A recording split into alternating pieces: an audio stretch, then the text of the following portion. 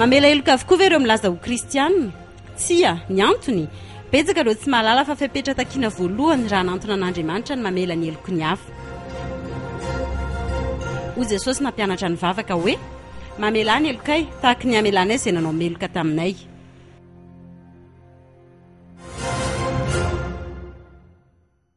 Noho izany raha angata-pamelana amin'andriamanitra ianao dia ilaina aloha ny mamela ny hafa raha tsy izany dia zava-poana ny vavaka ataonao.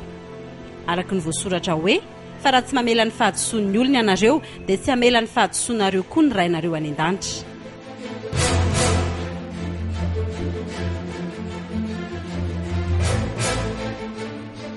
Noho izany dia maro ireo mitahiry fahatezerana amin'ny hafa sy manao otro-po nefa dia milaza fa zanak'Andriamanitra, kristianina hono.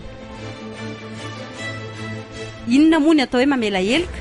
Mamela heloka dia manadino sy mahafoy ary mamotsitra ny tsinety na nampalahelo anao nataon'ny hafa. Andriamanitra izay rain'ny tena kristianina marina dia tia famindram-po sy famelan-keloka. Voasoratra hoe Andriamanitra ny famelan-keloka ianao ka miantra sy mamindra fo.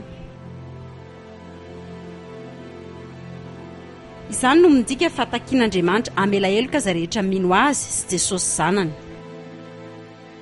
Ny mamela heloka dia mamela na inona lanjany, tsy miankina amin'ny amafin'ny zavatra nampalahelo na nahasosotra na noendrikendrehana na nofitahana na eo amin'ilay mahatonga anao hiteny mihitsy aza hoe tsy rariny mihitsy kosa izao e.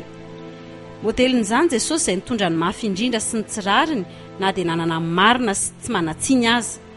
Ka nananao ahoana natao azy dia mbola izy ihany no nangataka famelana ho an'ireo namantsika azy tamin'ny hazo fijaliana ka nilazany tamin'ny iray hoe ray eo mamela ny elony fa tsy fantan'izay ataony. Misy koa ireo namela heloka ihany saingy indray mandeha na indroa dia tofoka. Isika nefa raha manota mihoatra lavitra an'izay nefa tsy nametra ny isan'ny famelan-kelony tamintsika Andriamanitra. Toy izany koa ny baiko ny tompo amintsika ny amela heloka milaza Jesosy hoe tsy hatramin'ny impito fotsiny fa hatramin'ny impito amin'ny fitopolo.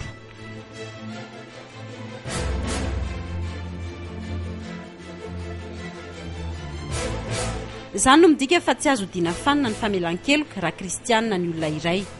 Na maro sy mangidy aza izay nataon'ny olona anao dia mila mamela heloka sy manadino ianao. Aoka hitsahatra ny hoe raha izao aloha dia tsy hamela n'iny mandrakizay e, tsy ho adiniko mihitsy ny nataon'iny aka. Eversidiny io ange raha Andriamanitra tompon'ny fahefana rehetra no manao anao tahaka izany dia ahoana ny aminao? Dia ho vita tanteraka tsy azo atenaina mihitsy ny aminao raha Andriamanitra no manakatona ny fony aminao. Rehefa vonina irosa amin'izay ianao dia ny fanamasina nome hery sy tarika anao. Raha mbola tsy namela heloka ianao na mitahiry lolo-po dia aza mangatakandro fa avy-tsoro eo anatrehan'ny tompo izany. Dia ho pory fony aminao fa afaka ianao ary ho ankasitrahany.